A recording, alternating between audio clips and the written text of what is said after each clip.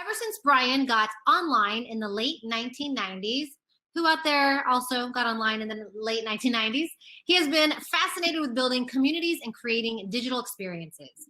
He was fortunate to turn his passion into a career, helping hundreds of companies connect with their customers to build an engine for engagement, satisfaction, and retention. From a content moderator to the vice president of customer experience and global community, he has amassed a vast library of knowledge, experience, and wisdom through the benefit of hindsight that he can share to accelerate your initiatives. So without further ado, let's give a round of applause, let me find my words, for Brian Oblinger. Hey, everybody. Hello. Oh, you know what? Here, see, I failed right off the bat. There we go. We're back. Hello. Hello, Brian. Welcome. Hey. Welcome. Thank you so much for joining us tonight. All right, well, let's just dive in. I'm going to tell everyone again, we have some questions that we're going to be asking Brian. If you have any questions, we'll be doing a Q&A at the end. So you can drop your questions in the Q&A box here at the top of the chat. You'll see Q&A. You can type your questions in there, and we'll take them at the end. But let's just dive in here. So, Brian, 2020 threw us a curveball, right? Everybody curveball, and affected our personal and professional lives. Can you share with us some of the personal and professional challenges you faced due to the pandemic? Yeah, well, I think it threw us more than one. And just because the clock and the calendar switched over to 2021, apparently we're not done yet. So, we're all kind of living through all this stuff, and the nightmares continue. So, I think it's important to point out that, these things will be ongoing, right? And it's really important to kind of plan for that. I know we're going to talk about that a little bit later on. As far as me personally, like everybody else, I, watched in horror, right, as things were unfolding, especially here in the United States over the last year or so. And, that takes its toll mentally. And I think that, whether you intentionally do it or not, that tends to flood into your work as well, right? We're just people. You can't really separate out those two things. So, that was kind of the general piece. And then, I got laid off in 2020, right? So, COVID, lose your job, all the good stuff. Did a whole bunch of interviewing, throughout the year with, not a whole lot of luck, just because everybody was so distracted as they should have been, right? With COVID and the lockdowns and all of that. So, go through the normal bouts of imposter syndrome and kind of highs and lows and all of those wonderful things. But at the end of the day, I was extremely lucky to, kind of be in the position where I was to weather that storm. And, not a lot of people or other people weren't, right? And so I think it's really important to acknowledge what those struggles are, but also understand the bigger perspective here of where you fit in, kind of on that curve. Lovely, lovely. And I didn't even ask, where are you tuning in from? I'm in Denver, Colorado.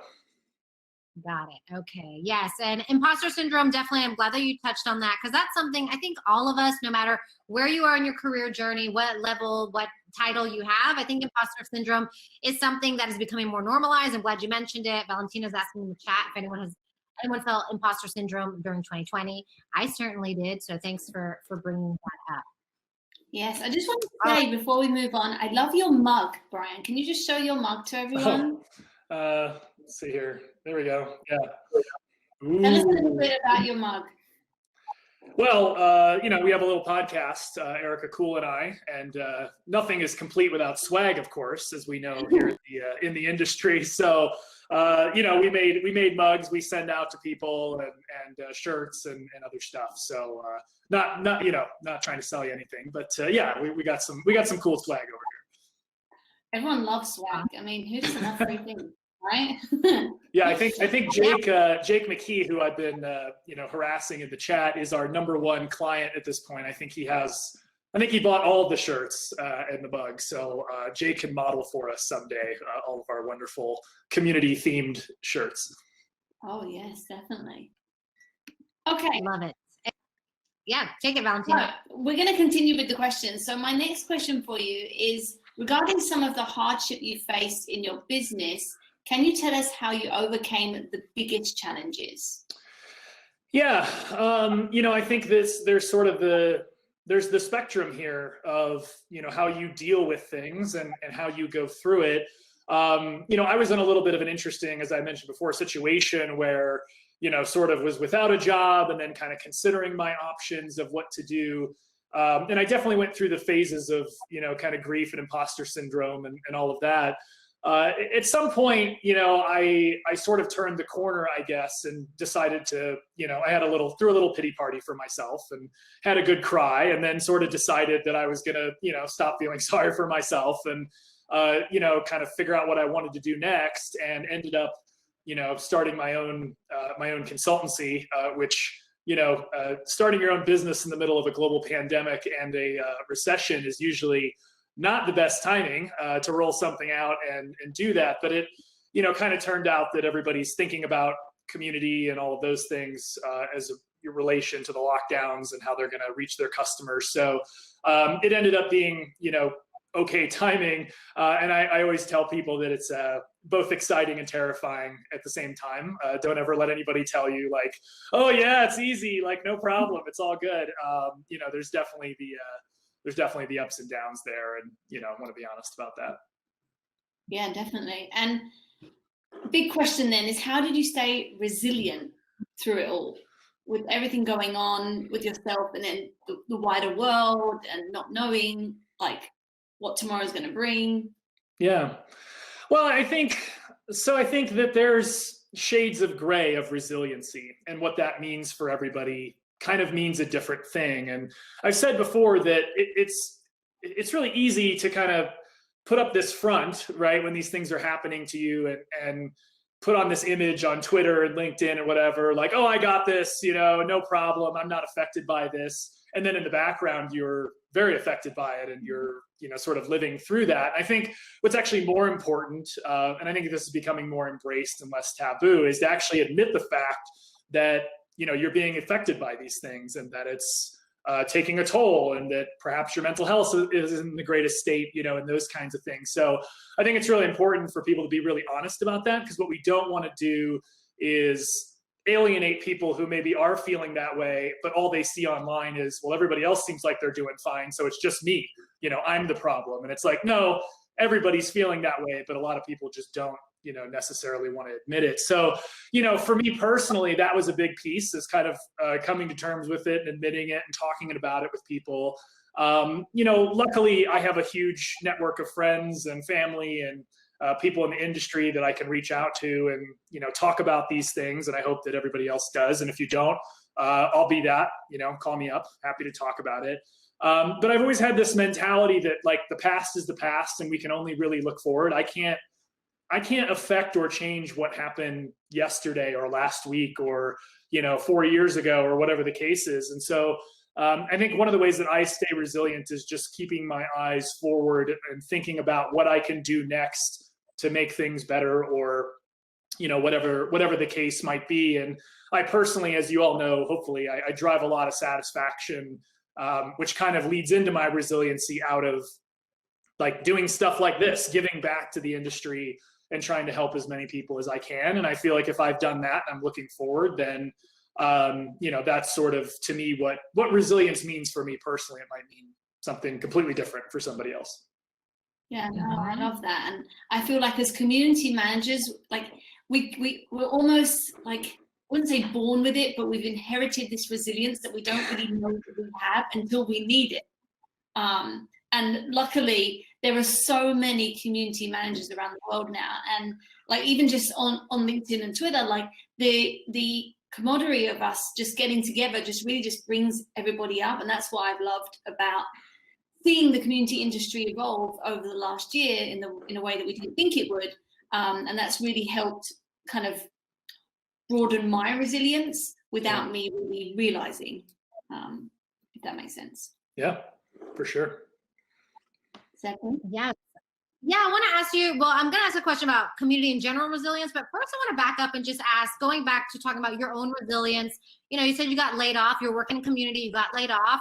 How did you get into consultancy? Like, where did you decide to pivot? Because that can be a scary leap, to being an employee with that security to then doing your own thing. Can you just give us a little bit of insight into that?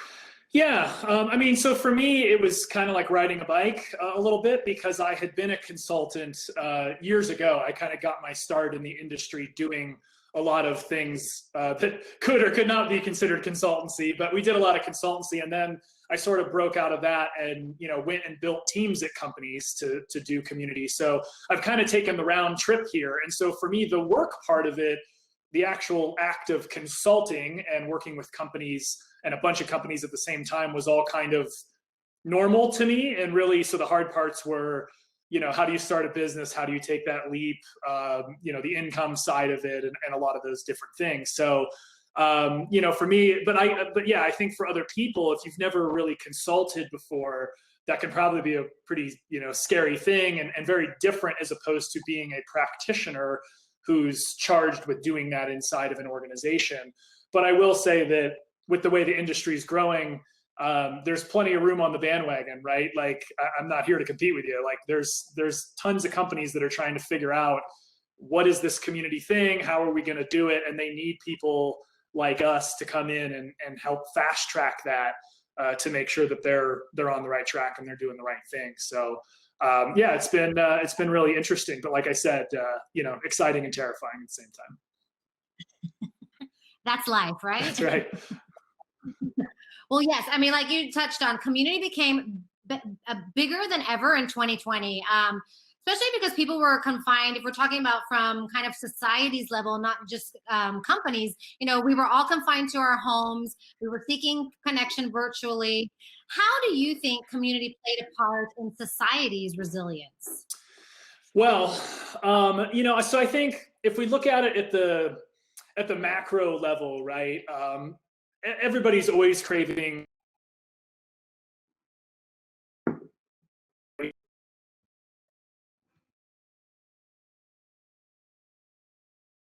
Oh, is it frozen for you guys also, or is it just me? You're back. Okay. Yeah, keep going. Let's.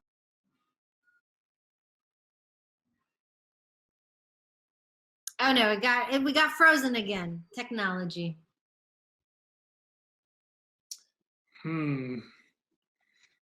Hello, hello. Blur? Little pixelated on my screen. Okay. Yeah.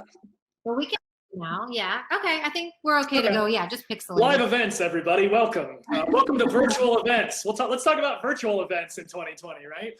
So yeah, I mean, look, everybody was in quarantine.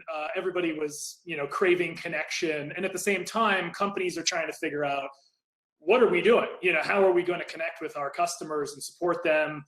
Especially if you had retail locations, or you had, you know, in-person events. And so it really kind of, in a way, forced this showcase of community and the value and what it could bring. Whether companies wanted to do it or not, they kind of got forced into it. And they got a little window, right, into, okay, like, this is interesting. We're doing some different things. It's working out for us. And so, you know, kind of going back to like that, being a part of something bigger than yourself, I think that really went into overdrive with the pandemic and wanting to connect.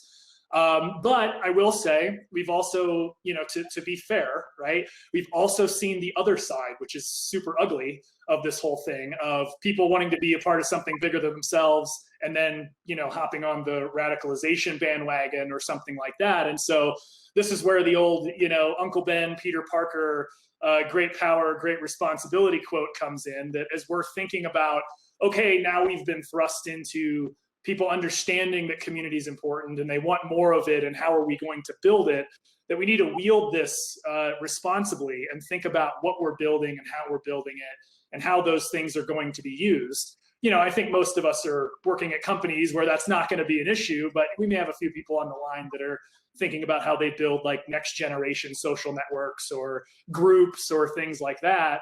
And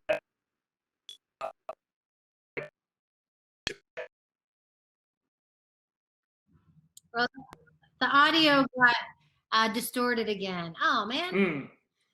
Well, anyway, I was just rambling, so you didn't miss anything. But, you know, look, I was just saying that I think, you know, we need to be very responsible in how we think about this. I think most people are, but clearly, you know, there's two sides of this coin, right?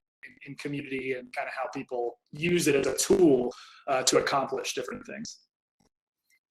Yeah, definitely. I mean, this conversation has been going, especially if we talk about social platforms. What is their responsibility with everything? 2020 was a year where we could all stay connected with people around the world, but it was also a year where there was a lot of talk of how these social platforms maybe are helping to propel and promote certain types of communities that are causing a lot of problems in the world and in governments. But we won't go too deep into that.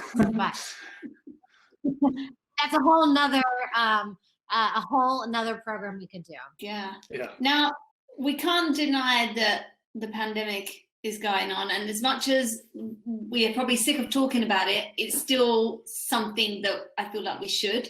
So the next question is, what common challenges do you see popping up for community around the world due to the effects of the pandemic, in particular community managers? Yeah, I mean, I think, as I mentioned before, we're all living through this, and it's affecting all of us in different ways, and it's really hard to, I think, effectively manage your community when you're struggling yourself. And so I think that's been a big theme of the last year, is like, how do we square the circle in terms of making sure that community managers are in a good enough to be able to manage their community and help their members. There's a bunch of things we'll talk about a little bit later on that front, about like the management of teams and how we can help enable that, right? I think the influx of scale also caused a lot of pain in talking to companies and community managers, because they were sort of thrust into community very quickly, or they had one and it all of a sudden became way more important than it was before.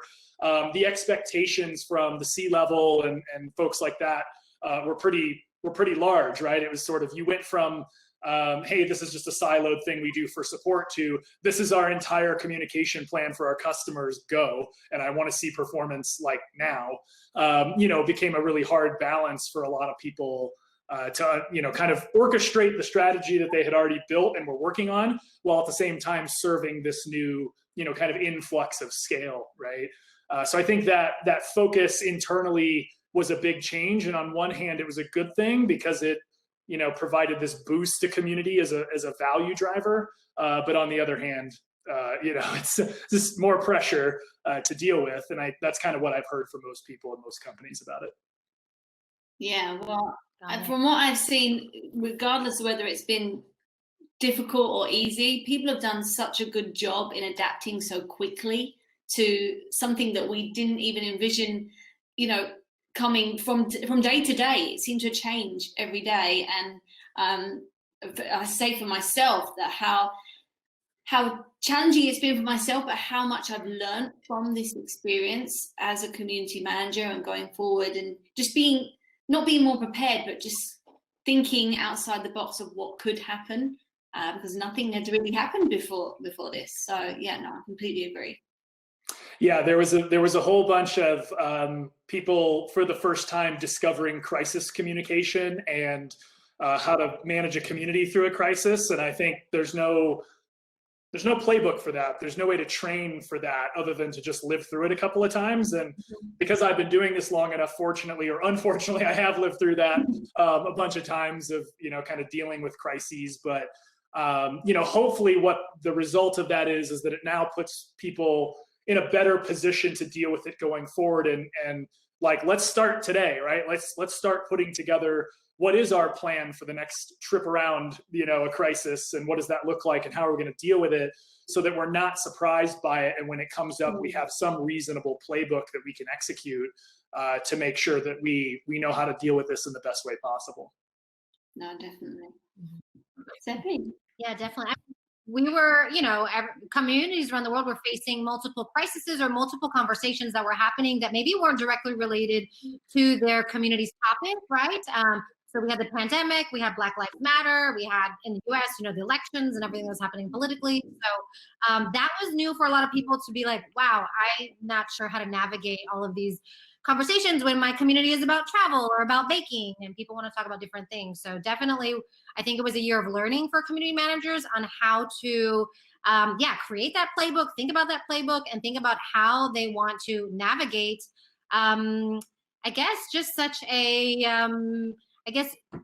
a nuanced world or nuanced conversations that we're having in our communities, because these are things that matter to people beyond your topic at hand, Yep. right? Exactly right. All right, going back to what you're talking about, companies, looking to community, or companies relying on community more than ever. For some companies, communities surface as that key driver of resilience that could keep their employees and customers engaged in this new all virtual world. Can you share any examples of companies who turn to community to help them navigate unprecedented change? Yeah, I'll start with, not a company, but I'm glad you mentioned Black Lives Matter, because I think that if we look at 2020 and we say who was the most effective at creating community and orchestrating it across the world, there's no doubt that BLM was, in my mind, the most successful at doing that, right? From sort of a grassroots movement through now a global movement that everybody's paying attention to and attending their events, and they have changed the world, right? They have effectively used their power as a community to create lasting and real change. And I think that's a great example of someone that, a group of people that really cranked it up, right? And used community effectively. There's a bunch of, on the company side, of course, there's a bunch of companies that did this that we could name. I think, this kind of goes back to what we were discussing before about, I think the biggest piece was the shift from in-person to, virtual events. And we saw companies like Salesforce and Tableau and Alteryx and companies like that take what was once seen as the prime example of online events and user groups, hundreds a month or hundreds a day in some cases, and like with a flip of a switch, immediately shift those over to being all virtual, right, on events like this, hopefully with a better internet connection than I have today. And so, there was a bunch of that stuff going on. And to their credit, it was a massive undertaking and they pulled it off really well. I think in the future, we're going to see, kind of shifting back to the middle, but it was a really good example of like, how do you connect with your community despite the challenges that we're having? And I think events was a really big part of that. And there's just so many stories, I've talked to so many people about how they rethought their entire like business model and, shifted it to community. So there's tons of great ones that I'm sure, the folks in the chat are some of the people executing on those strategies, which is fantastic. Great, thank you. Okay, so talking about burnout, I'd love to know if you have any advice for community managers who felt they felt burnt out from the last year and are struggling to find the momentum to push forward in 2021.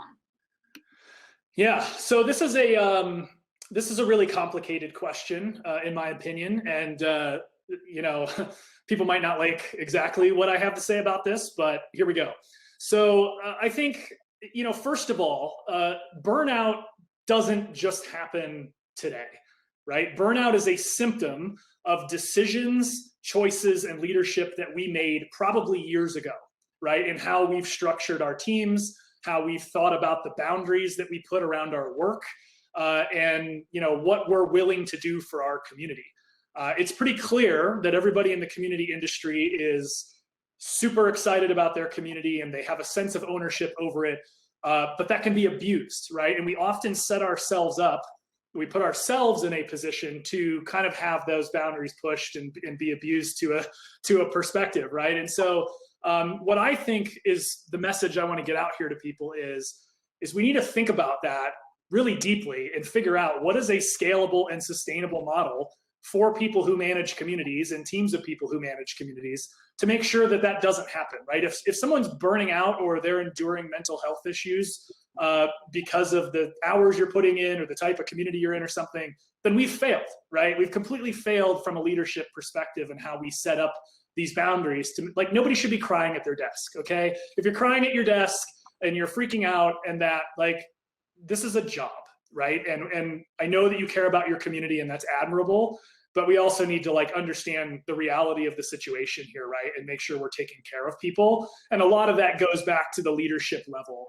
And what I see oftentimes from the leadership level is more of a treatment of the symptoms rather than the cause, right? So when someone starts to burn out, for example, in a lot of cases, it's like, oh, well, we'll give them a day off or we'll give you a ticket for a massage or something. And it's like, well, you're just treating the symptoms, but you're not actually treating the underlying cause, which is the expectations are inappropriate. We don't have enough resources. We're expecting too much of this human being. I tweeted a big long thread about this during the holidays, right? Community managers are typically the people during the holidays that are going to stay online and, be on their laptop in the middle of Christmas or Hanukkah celebrations or whatever the case is. And that just shouldn't be the case, right? Like, people need time off. They need to go be a human with their families like everybody else. And so we really need to think about what are those mitigation strategies? How are we going to lead with empathy and set this up the right way? And just to cap off my rant here, if you find yourself in that situation, right, and you've discussed this with your leadership and nothing's changing, it's probably time for you to find a new job. And that's really tough for a lot of people to hear, right? Because again, we love our communities, and I'm not telling you to just quit your job, right? But what I am telling you is that if you are experiencing this in your career, in your life, and you've attempted to make strides to fix it, right, and talk to your leadership and try to, and it's just not happening, you can continue to sit around and hope that they're going to change their mind someday. But my experience is that that's probably not likely. If you've had that conversation, nothing has changed. And now with our new work from home culture, there are a lot of companies out there that are thinking about what is the future of work in terms of work from home and flexibility and empathy for your employees. And so the grass is not always greener, right? But I do think it's important that people understand that they have options and not to feel trapped in a position where it's just something untenable long term. So anyway, I said a lot, but that's how I feel about it. So. No, I mean, that's a great answer. And I shared in the chat earlier that there are so many jobs on the CMX job board. So if you are looking to transition into a new role or start in the community industry, there are so many employers that are looking for people right now in all areas of the world, remote, part-time, full-time. So yeah, this is a great time to get into the industry or take on a new opportunity. Yeah.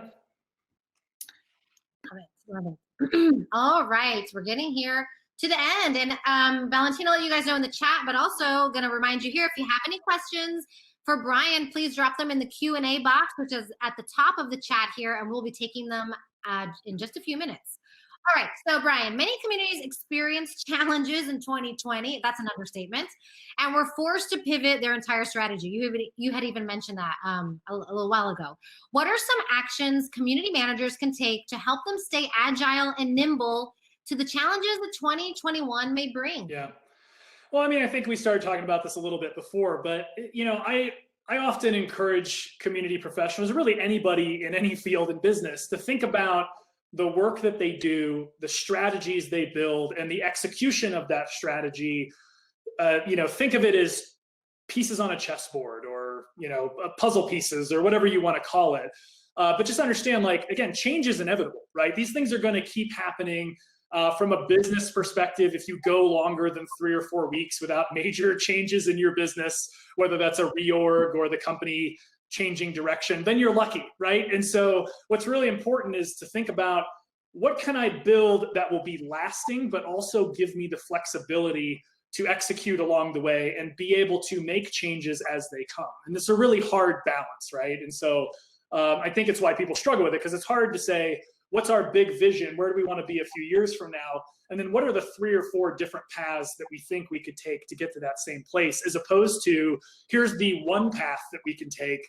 And if one roadblock gets in our way, then the whole thing's off and we can't execute and community dies and whatever else. That just can't be the case, right? So making sure that you put in the work ahead of time to really know where to play offense and defense, and whatever the situation might be, how are you willing to sacrifice different pieces and parts and be able to move them around to have something that's going to be flexible enough, right? At the same time, now that I said all of that, it's also important to not, as Erica would say, over-rotate, right? A lot of people are very reactive, and they're just sort of running around from one problem to the next, trying to put out fires. And that's never a good thing. And so a lot of times, as everything's burning around you or changing or whatever the case is, you have to be able to have a vision and say, this is where we need to go, right? And here's the steps to get there. And you have to have some level of conviction in the strategy that you have and what you're going to do to get there.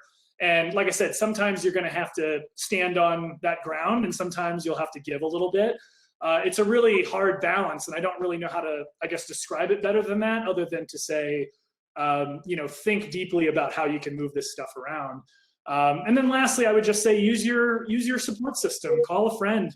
Understand that you don't have to solve all these problems, and it's unlikely that one person has all of the answers to every question. And so as much as people say, oh, Brian, you've been in this industry forever, you've seen everything. Yeah, I've seen a lot, but you know what? Every day something comes up that I haven't seen or I need a refresher on. I call Donnie, I call Jake, I call Erica, I call David, I call tons of people and I say, hey, what do you think about this? What should I do? What's the right path for this, right? And that way it's not all on you to figure out everything and have to hold that burden yourself. That's why we have these events and this whole network of people at CMX, right? So that we can leverage that to learn and succeed together. So anyway, I think that's the best advice I could give here. Thank you so much. Any last words on resiliency for our audience? Anything you'd like to add?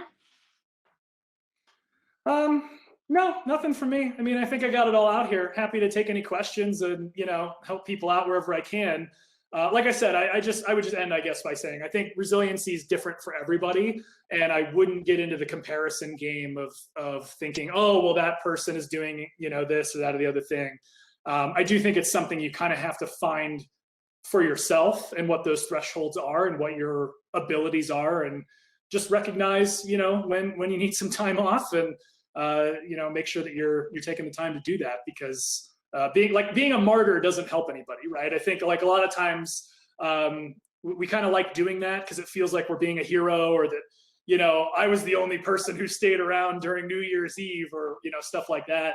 But it's actually really important that people, take time and like recharge the batteries, or else you're just going to have a hard time, staying up, especially as these, crises and whatever keep popping up. So. Exactly. I think 2020 was the year collectively as like humans, we realized how resilient we all are, or how much more resilient we are. I mean, collectively, we all went through, we're still going through something together, and we made it, and we're pushing forward. And I think it's a year where, I mean, if, it's a year where hopefully we were able to rely on people more, be more vulnerable, talk about things, talk about the hard times, because it was a year that was difficult for everybody. And yes, Brian, thank you so much. We are not ending this here because we're going to hop to the Q&A. So if you guys, just a reminder, if you have any questions, drop them in the Q&A. We'll be taking those in just a few seconds, but just going to give you a little round of applause right now for this fireside chat. Thank you so much. Well, thanks for having me. And yeah, this is great. We got quite a few questions here. So I don't know, Valentina, do you want to take the first one? Yeah, I'll go first. So the first question is from Amar. He says, or I shouldn't say, how do you best manage the increase in volume and importance of community management? Yeah. Well, it's funny, isn't it? Because we've spent a couple of decades talking about how community needs more importance and more understanding, especially at the executive level. And be careful what you wish for, I guess, right? So here we are. I think the way you handle it, and I've been talking about this a lot for a long time, is to kind of meet in the middle. One of the best things you can do as a community professional is to understand the business side, right, of what businesses want and need, and what are the motivations of the people in management or executive level, and what are they looking for. And I think if you understand that, then you can answer this question for yourself and say, okay, their goals look like this, and here's what we're trying to do with community. How can we bring those things together, and then tell that story, right, in a compelling way to help your executives understand what is the value of this, and what can it do, and what can't it do for that matter, and then be able to, go forward there. So that's just kind of my general, thing, is that like everybody should always be kind of increasing their business acumen, so that when these types of things happen, you know how to talk to that specific audience and deliver some value there. Great answer. Okay, Stephanie. Okay.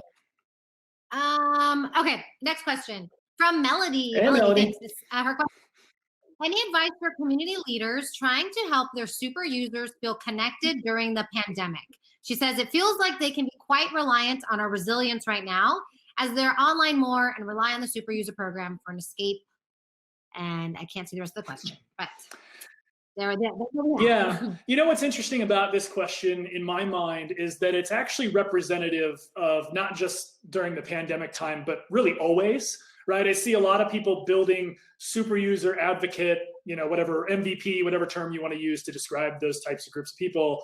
And they're often built kind of with a short-term mindset, right? Of like, how are we going to reward these people in the short term? And then 6 months later, we've sort of blown through all of our swag and it's like, oops, what do we do now? Right. And so I think, whether it's a pandemic or just in general, the best advice I can give is to really build a program around these people that has a very lasting strategy where you've very thoughtfully rolled out, what are we doing today, tomorrow, next week, next quarter, next year, 2 years down the line? How are we giving ourselves space to build this out and not have it stagnate or have people feel like they're being disconnected?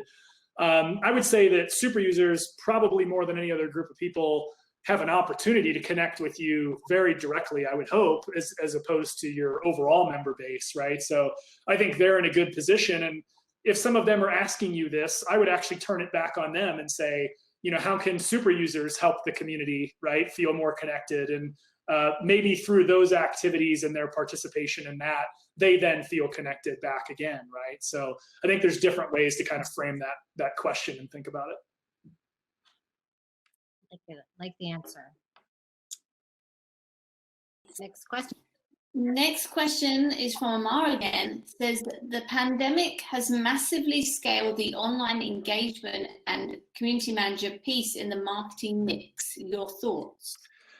Yeah, Erica and I were talking about this the other day, that marketing has become a major driver of community at companies, right? So it used to be primarily support or customer success. Those types of groups would classically own community and operate it, and you may get some value outside of those groups. We've clearly seen in the last, I would say, year or so, the precipitous rise of marketing and people in marketing understanding the value of community and really being the champions and trying to bring it into the organization. What I would say about this is that in the past, marketing and community have kind of butted heads, right? It's kind of been like, oh, they don't know what they're doing over there in marketing. They don't understand community, and community people are like, marketing doesn't get it, and blah, blah, blah, blah.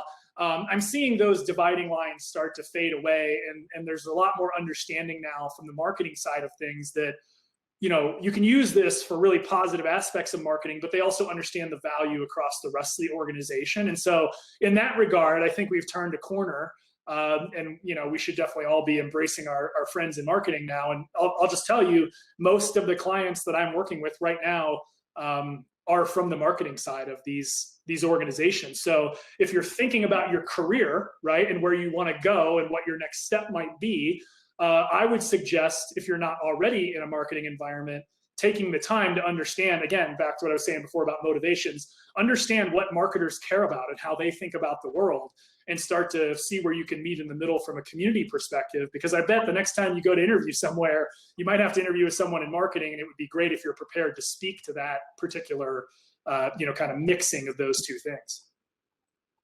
Yeah, no, definitely. I love the way that out of all of this, it's really brought out so many silver linings to how we work and the different people that we work with, and those relationships that we can deepen with people that we may have not really considered a priority before, and now it seems to be moving in that direction.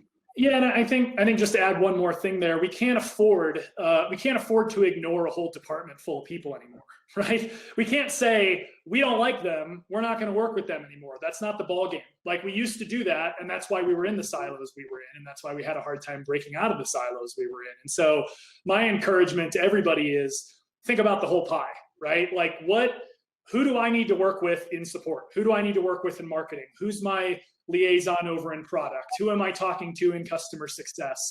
And really build a comprehensive strategy across the entire business and make sure you're delivering value across the business, because that's ultimately how you're going to be successful. And that's how we're going to deliver on this dream that we've all had for, a couple of decades now, about community being truly embedded in the business and being a pillar of the business that's respected and invested in. You can't do that if you blacklist a whole functional unit of the company or something, right? It's just not realistic anymore. Completely agree. All right, Seppi, I think we have one more question. Again, if you have any more questions, let us know. Brian's here, so he is the world. Brian is your oyster. It's terrifying. All right, next question, maybe the last question if there are no more. LinkedIn says, as an industry consultant, do you see companies making community a bigger priority, or has it stayed relatively the same or become less of a priority? Yeah, thanks, Lincoln. So a couple of things on this. So number one, yes, it is becoming a bigger priority as forced by COVID and other things. And also, I think for the first time, we have executives that have lived through community at another company, right? So a lot of the things that I hear from leadership at companies is they say, oh yeah, like I start talking to them like, hey, tell me what your view is on community. And I'm expecting them to kind of say, well, we're not really sure. That's why we hired you, you know, et cetera, et cetera. And instead what I get is they say, oh yeah, we've had community at the last 2 companies I worked at. I was a champion of one of them. So they've seen it now, right? And they understand it better. And so that's helping us get into those higher levels, and just generally people in the company having more of a frame of reference, where it used to be we'd go into a company and start talking about community and everybody's eyes would glaze over and they'd be like, we don't know what the hell you're talking about. Now people are just more familiar with it, which makes life easier. On the investment side, they're hiring people like me as a consultant. They're spending lots of money on platforms. There are more community jobs than I've ever seen. There's probably been more community jobs in the last 6 months than I saw in the last 2 decades, right? So you talked about the CMX job board. There's other ones out there. Tons of jobs from all levels, beginner to VP. I mean, so yes, they're very much investing more, but I would say that a lot of them are still very early on in their thinking, right? So it's like they know that they need community. They've heard about it. They've seen it. They want to do it, but they're trying to understand for their organization, what is the specific set of, like, what does community look like for us? And so in that vein, there's a lot of discovery and strategy that goes on before they're ever going to think about, you know, vendors and hiring people and those things. They really want to get a sense of, if we invest in this and we spend a couple $100,000 or $1 million or whatever it is based on the company, they want to know that they know what they're doing, right? And so, yes, the investment and the priority is there, but they're still feeling through what's the value going to be and can we build a compelling strategy for us? Fabulous. Thank you so much. All right, going once, going twice. General chat. Oh, I see. Yeah. Liz, right? So Liz is asking, within marketing, where do you see the divisional overlap between content marketing and community, and the differences between community events and marketing webinars? Yeah, I think the answer to your first question probably answers the second one. And so what I mean by that is, if we think about content on a high level, it's like, what is the goal of content? Right, at its most basic form. And I bet if you ask someone in marketing that question and you ask someone in community that question, you might get 2 different answers. You might get 2 answers that overlap a little bit, or you might get the same answer. I think it depends who's there. But to me, the difference is content marketing from a marketing perspective generally means we are pushing out our message to people, right? And we're trying to get them to come around to our point of view. I think most people think of community content more in the vein of, how can we enable people to be successful, right? Instead of so much of the how, it's more of the why, right? Why would I be interested in a product or a service like this? And so I think there's some interesting like dividing lines there, but I do think with the integration of marketing and community, you're starting to see those lines blur a little bit more than they had in the past. And so when you think about events, the same thing is true. It really comes down to what kind of content or who's speaking at your events and what are they talking about. And I think that probably gives you a good view about, you know, is this a marketing event, or is this a, you know, community driven event, or is there some middle ground?